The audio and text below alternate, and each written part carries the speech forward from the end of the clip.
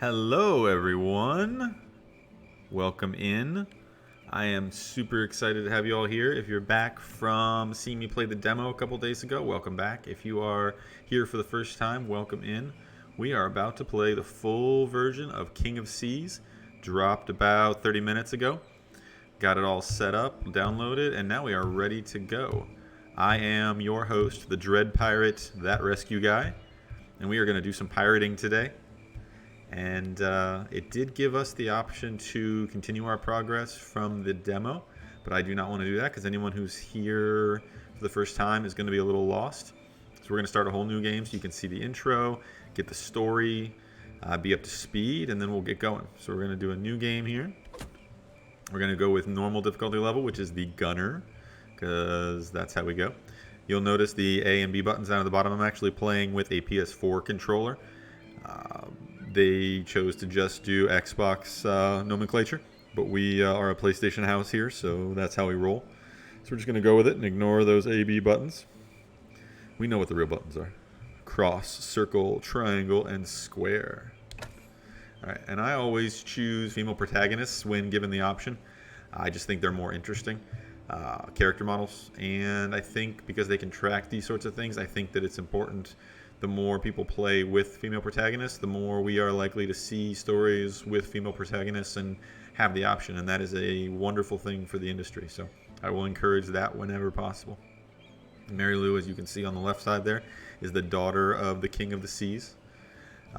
And just a note on text, on-screen text and whatnot, I will pause for a couple minutes if I'm not talking through it, or pause for a couple seconds if I'm not talking through text on the screen, so that anyone who's watching can just pause the video on YouTube and read it if they want to. I'm not going to read it to you, but it'll be there for you if you want it. So let's get going with Mary Lou. And there we go. We could choose to do our old save. We're going to go empty slot, start new. And it says, do you want to skip the tutorial? Curiously, if you skip the tutorial, you also skip all the story in the beginning. And I thought that was weird. So we're just going to see the tutorial so you guys can see all the story mode stuff and get going. So let's do that. We're not going to skip the tutorial, and I'm going to sit back and let you guys watch the opening intro, and that'll get us into the story. Let's do it.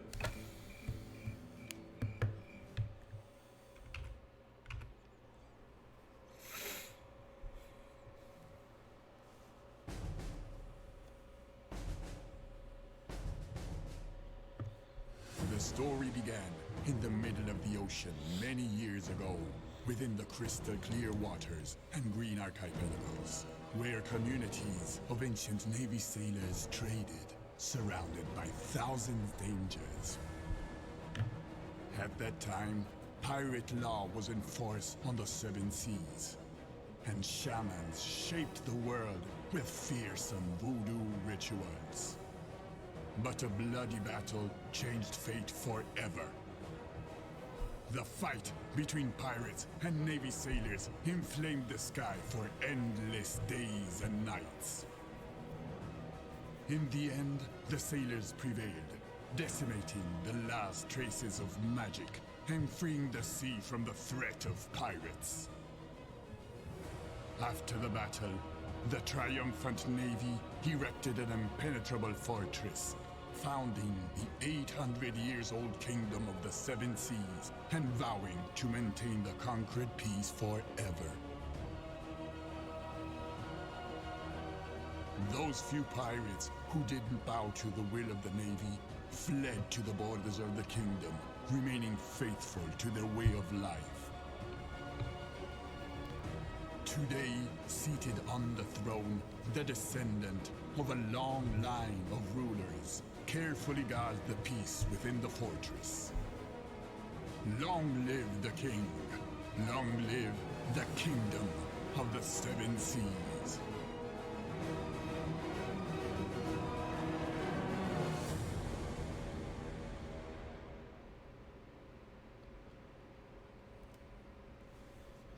And there you have the story. Your two playable characters, Mary Lou and Lukey, are the daughter and son of the King of Seas, and they live here in yonder castle. I really like all the visual touches they've done here. It really honestly looks like you're playing a game of Civ 6. only you're actually playing in the world. So it's really cool. I love it. The trees are nicely animated. Everything is really animated. You can see the waterfalls and whatnot. They've done a little bit of quality of life with the text. You can adjust the text speed, which I adjusted it all the way up. And I'm also going to be pressing the X button to just get through the text. At this point, I've read it like 17 times. But I want you guys to be able to read it, of course, like I said, so you can always pause it if I'm going too fast. But I am going to let it sit there on the screen just for a second so you guys can see it. Mary Lou was out partying. You scamp, you.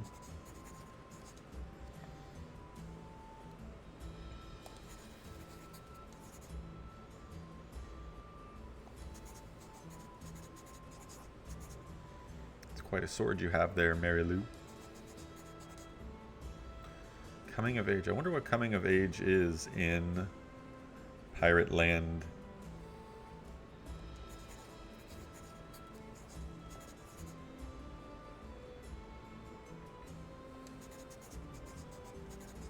$16, perhaps? $18?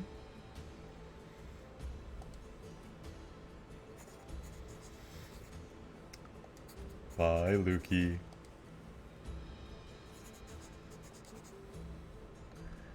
Taking some gunpowder to a nearby port so they can blast some fools. No need to arm the ship. Why does that make me suspicious? If you're on a boat, you better have guns. And for the record, I will do my best to avoid talking in pirate language and making I'm on a boat references. I cannot swear that it'll happen for sure. Anchors Away. Am I the only one who thought that Anchors Away was spelled A-W-A-Y? Maybe. Alright, here's our tutorial. So it's really easy to control. I really like the control scheme in this. L turns the boat. Right button and left button, or L1 and R1 on PlayStation, controls the sails. Open them one at a time, close them one at a time. You can zoom in, get some extra detail. It looks really nice. Fighting is real basic. There's 3 different bullets. There's one to take out the hull, one to take out the crew, and then one to take out the sails. Those are the ones with the chains tied between the 2 cannonballs. You repair with the left button. You shoot with your triggers. Eventually you'll get into abilities where certain crew members have certain abilities, so that's that. That doesn't come up right away, but we'll see that eventually. And then you've got your various other buttons, so it's pretty easy, very easy to control. First Mate Robert, yes we can. In the top right, you'll see there is your compass, how many sails you have out at the time, your speed, which you'll see here in a minute as we get going. I put out 1 set of sails.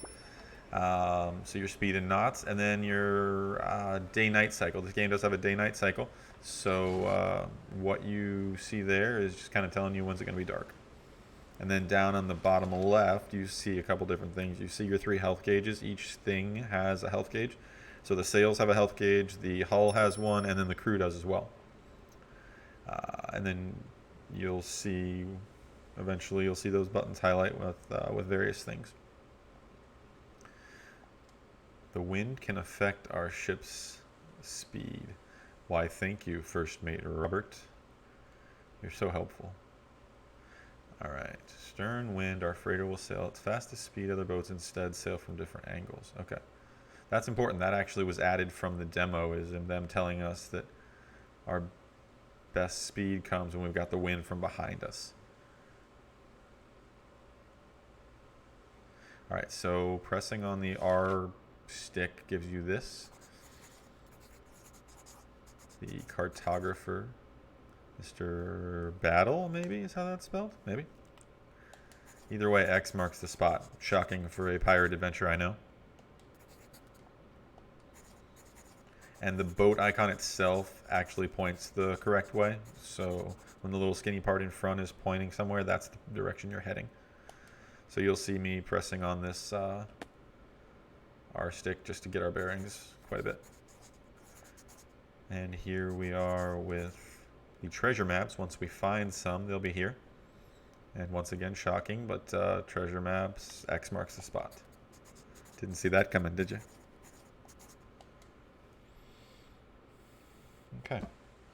So here we are. Gonna click back. Okay, so I need to come around to the left a little bit to get my heading. I'm gonna open up the sails, put my foot on the gas on this sucker.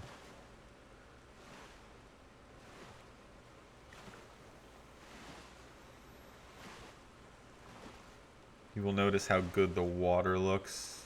I love water effects on games, so having the water look right is just huge to me. And it does look good. Especially when you come on in. There's your detail.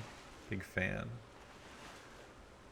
Alright, I'm going to slow down a little bit here and come in to show you guys a little detail. This is where we're not in any rush, really. You will see various things in the water right there. That represents a survivor. By picking him up, we gained a little bit of experience. This is an RPG, so experience is important to level up.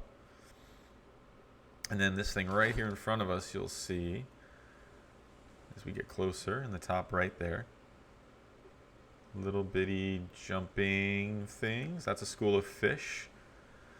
Haven't gotten into it yet, but you can supposedly fish in this game. So once you get a fishing rod, which I assume you have to buy at a market, you can stop and fish these things. And that'll give you, I'm assuming, food and stuff for the crew, and maybe you find some treasure, pull up a pirate boot or two, something, you never know. Alright, so we're almost to where we need to be. You can see the landscape is really well modeled. I like it a lot. You know, you got trees, you can actually see the trees moving in the breeze. Big rock formations. There's all kinds of cool stuff in this ocean.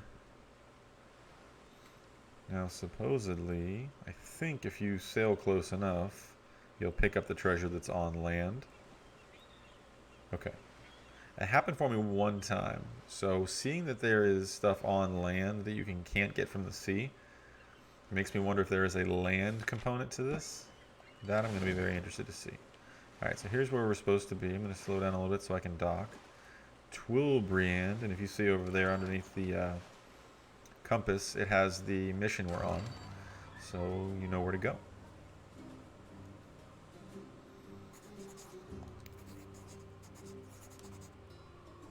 Governor Wilson needed some gunpowder. You're welcome, sir. First mission accomplished. Head back home tomorrow.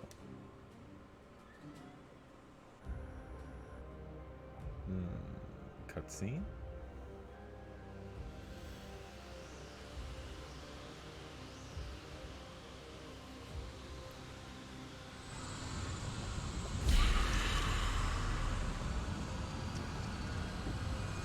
Never good when a skull appears over your castle. It's just kind of an unwritten rule, I think.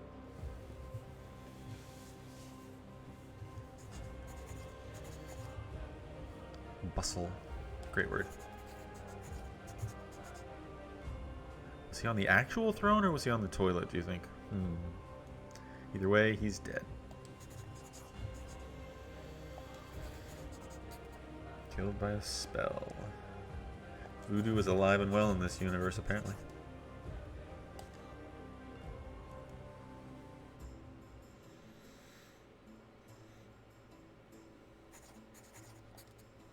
Time to get home.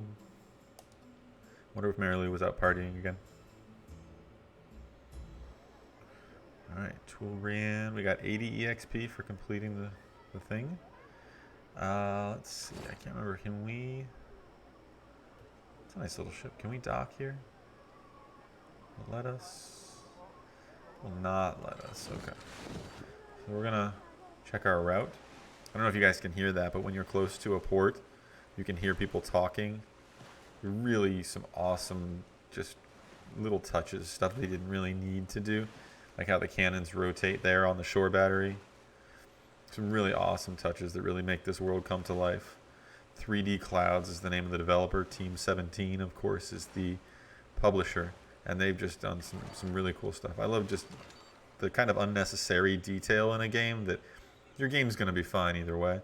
But when you take the time to put the detail into it that these guys have done, I mean, it says volumes about your studio. and I know people appreciate it. Alright, I'm pulling up next to that wreck because you can loot wrecks like that, but apparently not in the very beginning here. So we're just going to ignore it. Actually, we'll go grab this. You see this little sparkly box floating out here?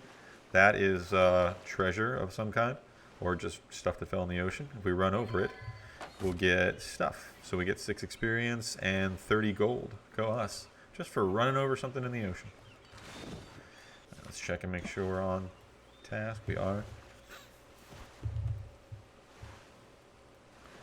I do kind of wish there was a free camera so I could look around the world. That might have been a bridge too far for this engine, but I would really love that.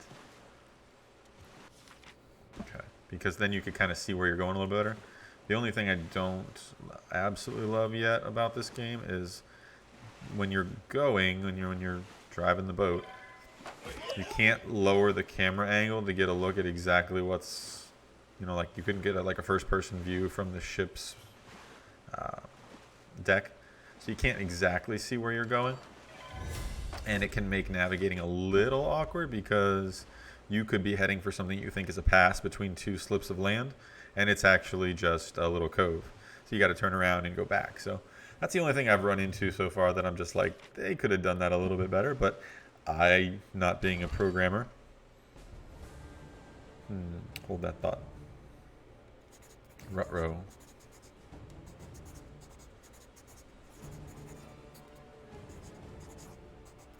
Captain Henry does not look happy. What crime?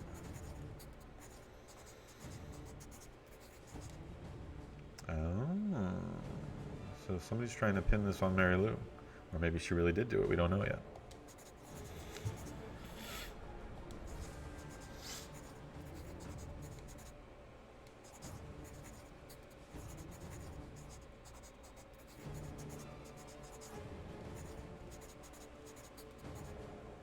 They think she killed dear old Dad.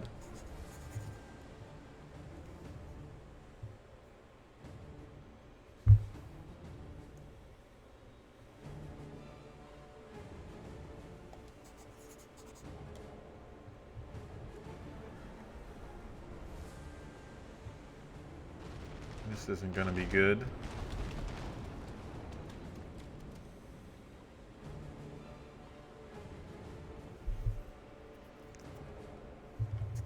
Mary Lou's had better days.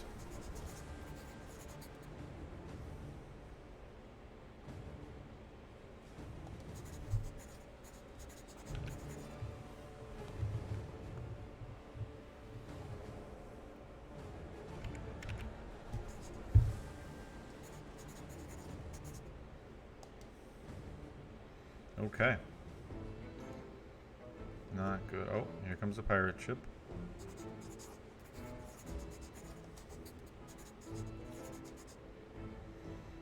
Saved by a pirate. Leroy and Captain Morgan. Gotta love that. Captain Morgan. Alright. Eagle's Den, year 832 AF.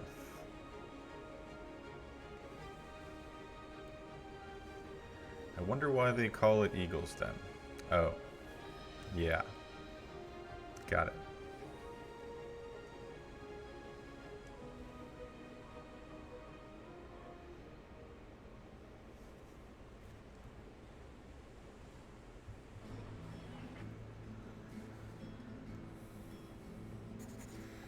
Mary Lou definitely looks a little waterlogged.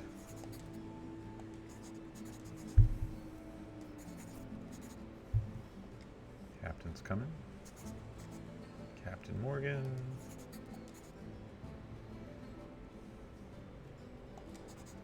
Saved her. The crew apparently did not make it. Ah, yes, the Code of the Seas. Interesting to find out what, if we find it out, what his debt is to her father.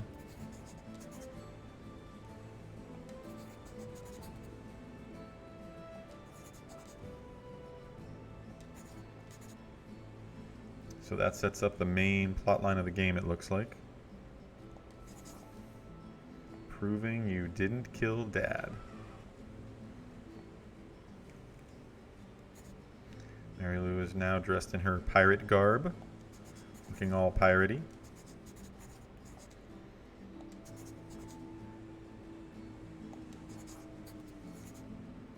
The only pirate base left in the world and the safest place for pirates.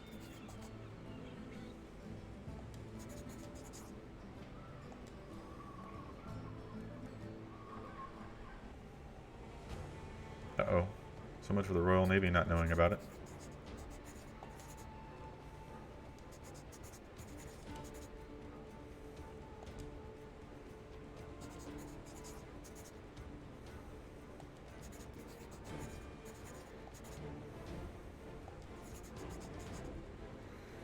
Alright, get to jump on the sloop and maybe earn a spot as a captain.